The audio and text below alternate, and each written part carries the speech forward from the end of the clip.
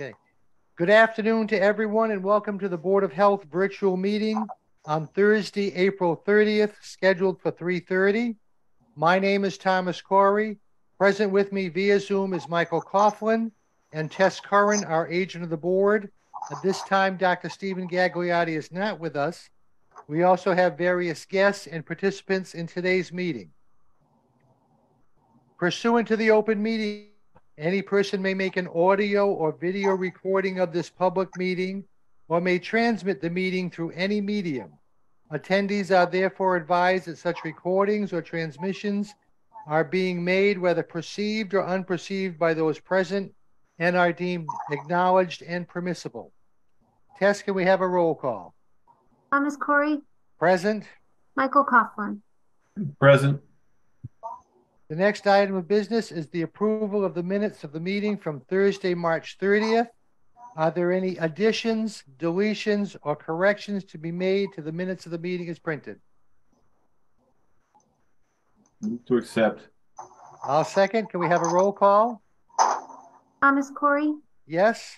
Michael Coughlin. Yes. Thank you. Next, we have, I don't know if this is exactly worded correctly, but we've got a Title V situation here from Sharon Barabee at 223 Remington Avenue here in Fall River. And Mr. Aguiar is with us to present, I believe, on this one. Actually, the design engineer, Mark Rodricks, is here. All right. Mr. Rodricks, if you'd like to present. Yes, I'd be happy to. Everyone can hear me okay? Yes. Fabulous. I'll move along. My name's Mark Rodricks from Analysis Design Engineering here in Fall River. And before you is a on-site sewage disposal repair plan for the property located at 223 Remington Avenue, the owner being Ms. Sharon Barabee. What we've got here is a 3-family, 8-bedroom facility that we're serving with an on-site sewage disposal system due to the non-availability of municipal sewage. It's a very small lot, 9,200 square feet total, with an 8-bedroom septic repair that we're proposing for the back of the property to the east. Previously, the system of record was a flow diffuser system, which consumed the entirety of the backyard, as I am proposing to do here. There were waivers and variances to the Title V setbacks back in the 1999 timeframe. That system has served its useful life and is in hydraulic failure. And we're proposing to put in a new Title V compliant system, and we have several waivers to Title V that I'm requesting from the Board of Health. The system is a infiltrator, quick 4 standard chamber bed, a total of 64 chambers. Those chambers are approximately 3 feet wide and 4 feet long. They will be pretty much centered in the backyard. Existing system, the flow diffusers and stone and any contaminated soils and materials are to be collected and hauled off site and disposed of at an adequate facility for said disposal. The previous system had 2 tanks which facilitated that system at the time. The first tank was a 2,000-gallon septic tank, which was followed by a 1,000-gallon concrete pump chamber.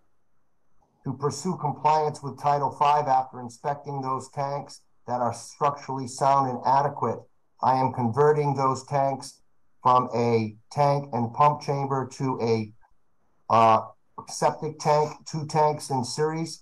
The first tank being the 2,000-gallon tank existing that is piped over to the pump chamber, which now will be the second compartment or second tank in series, totaling 1,000 gallons.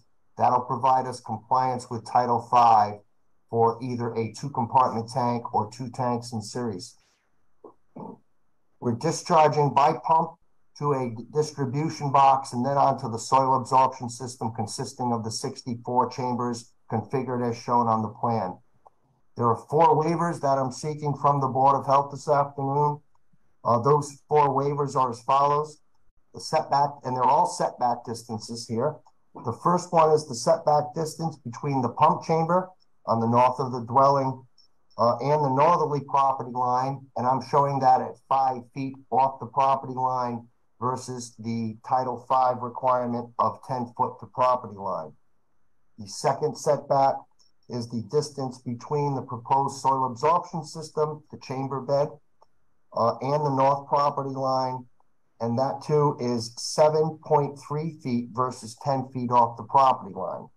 The third of four waivers, setback waivers, is the distance between the proposed soil absorption system and the easterly property line, and that setback is 7 feet versus the required 10 feet by Title V. And lastly, going back to the proposed new pump chamber that's being installed, the setback distance between that pump chamber and the concrete slab foundation is 5 feet versus 10 feet as proposed in Title V. That is all, sir. Okay, Mr. Aguirre, a comment or two? Yes, Mr. Chairman, if I could add, I have no issues with the requested waivers for the local upgrade approval. There are some plan components that I'll work out with Mark after these have been granted. But for what you're being asked to tonight is to grant these waivers to offset the property lines in the foundation. I have no issue with. And the rest of the plan stuff is just some minor stuff that I'll have Mark clean up before we actually issue the permit. Okay. I do know that all of the abutter notifications went out as we're asking for a setback relief to the abutting properties. The applicant is required to send out notification to the abutters. That did take place. The green cards were forwarded to Tess and myself today. I don't know if there is anyone on the call that wants to add comment, being one of the notified abutters. I don't see any, but you may want to ask just to make sure.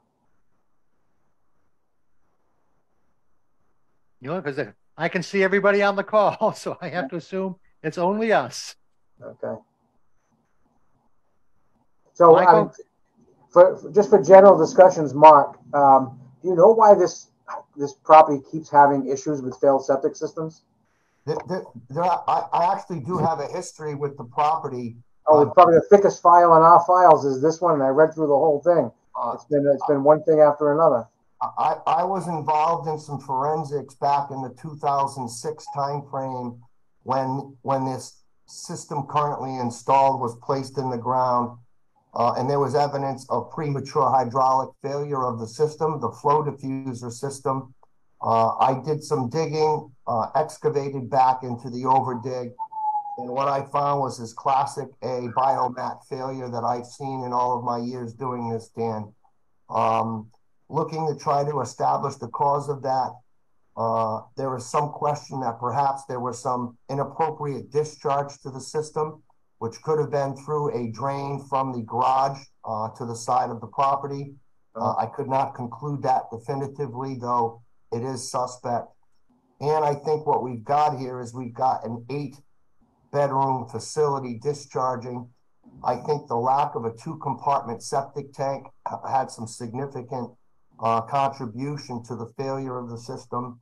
Back in 2007, Dan, a White Knight system was installed in the tank, provides remediation of the system, and that actually took us from 2007, until the 2019-2020 timeframe when the failures were recorded with your town.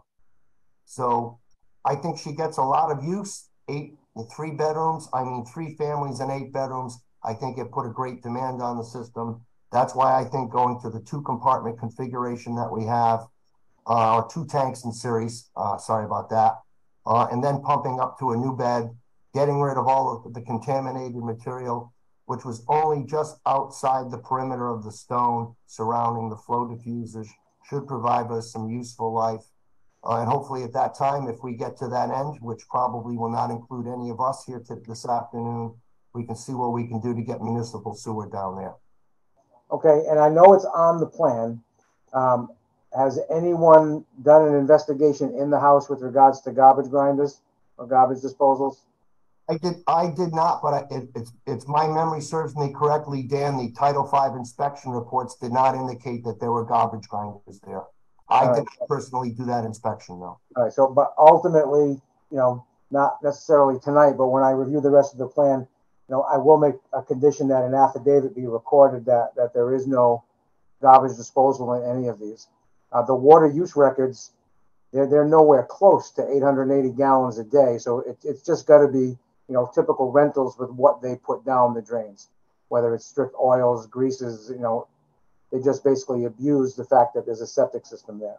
So we'll add whatever protection we can give to this property owner to protect his investment. So you and I can talk about some of the plan modifications later, but as I stated, Mr. Chairman, I have no issue with the grant of the requested waivers. Michael, any questions? No, I was just looking at this place. I assumed this is up on the reservation where most of the septic systems are, but I see it's not. It's right on the river. In that small residential area that's tucked in, near the waterfront Bicentennial Park, etc. So, does that raise any additional issues that it's right on the river, or What I would offer, so just for everybody else, if you don't know where Remington Avenue is, it's down behind Commonwealth Landing. It's a little dead end area that basically used to feed over to Slade's Ferry. This piece of land does fall in an AE flood zone, and I'll talk to Mark about that and the filing requirements and the permitting for that. But the test pit data illustrates that there's no issue with groundwater. I think all the soil testing that Mark has done in the past indicates that there's none. An important part of this and why we're here, there was a private sewer line installed in Remington from the abutter across the street a number of years ago. However, that was under a very specific agreement allowing that home to tie into the Commonwealth Landing private sewage pump station. So I do know that Mark and the applicant attempted to be able to tie into this sewer to alleviate the need for this. And from what I understand, the private line owner would not accept a proposal to allow that tie-in to happen. That would have been the best scenario. So shy of this gentleman installing, I don't know, $30,000-$40,000 worth of sewer installation to get back up to Duval Street, this is probably the best that we can do in this location. Again, there are no requests for reduction in size of the system, separation of groundwater. These are strictly offsets to property line to fit the biggest system that they could. Okay. You'll make the motion?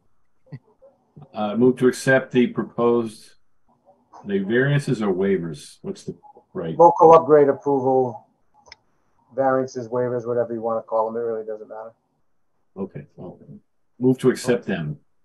Okay, I'll second. Tess, can we have a roll call? Thomas Corey, Yes. Michael Coughlin. Yes. Okay, thank you, gentlemen. Next, Thank we have you. the Have a good night. You too. Thank you, sir. Have a good afternoon. Thank you, Dan. We'll be in touch. Okay. Thank you. Good day. Tess, we have the director's report. Sure. So I don't have too much to update other than we currently have the tobacco control position posted. Diane Heath has left the position, and so that position is posted, and we are currently conducting interviews for that role. So hoping to. What happened with her? I liked her. She moved to a position in Taunton, Okay. in their health department. Okay. So yeah, it's unfortunate that that she left. We appreciated all the work she did. She really, did a great job in her role. So her last day was on the 14th. And so we were moving to fill that position as quickly as possible. Yeah. Is anyone helping out? Is Marilyn available or? She's not available at this time. I did ping her on the chance when Diane put in her notice, but she's not available. Okay. And so, and unfortunately, the part-time inspector position is also vacant at this time. That individual who we had moved to a permanent position, full-time position elsewhere. So had just been looking for more hours and got something elsewhere. So hoping to fill the coordinator role, and then once that individual is established, we'll move to get the part-time inspector position filled. In fact, I haven't even posted that one, the part-time inspector, until we get the permanent full-time individual. So that's really, my main update. Continuing on with the work with the Substance Addiction Task Force and the strategic plan. And, the department as a whole is moving forward on a number of other grants and initiatives that are going on. And as I mentioned last month, the epidemiologist has accepted the role, and so she'll be starting full-time in June. But in the short term, we're having her work with our consultant on getting trained on some of the MAVEN and the back-end disease investigation things. So she'll be able to hit the ground running once she starts full-time in June. Very good. Date for the next, anything from citizens input? We did not receive citizens input. Okay. For the next meeting, again, we've been going with the fourth Thursday of the month, which would be the 25th of May. But I remember Dr. Gagliardi saying he would have surgery. He was in surgery that Thursday. And so do we want to go with the 18th for now and confirm it with Dr. Gagliardi? Is everyone's calendar clear those 2 days if we need to change? I can do either one. It's fine. Okay. Yep, either of those work. So we can check in with Dr. Gagliardi and get back to the board. Okay, very good. Was there any other business of such a nature that it could not come before and make the agenda? No new business. Okay. Can we have a motion to adjourn? So moved. I'll second. Can we have a roll call? Thomas Corey? Yes. Michael Coughlin? Yes. Okay. Thank you very much and enjoy the rest of the day. You too. Thanks. Bye.